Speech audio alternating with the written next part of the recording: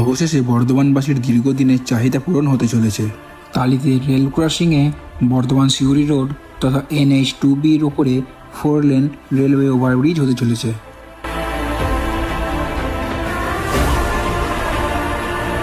প্রায় 2 কিলোমিটারের বেশি হতে চলেছে এই ব্রিজ, যার এক একটা লেন প্রায় 10.5 মিটার করে চওড়া হবে। যেখানে একসাথে 3টি করে গাড়ি যাবে ও 3টি করে গাড়ি আসবে। মোট 261 কোটি টাকা এই ব্রিজ তৈরির জন্য অনুমোদন করা হয়েছে। বহুদিন ধরেই এই ব্রিজ না থাকার জন্য মানুষকে বহু সমস্যার মুখে পড়তে হতো। অবশেষে এই সমস্যার সমাধান হতে চলেছে।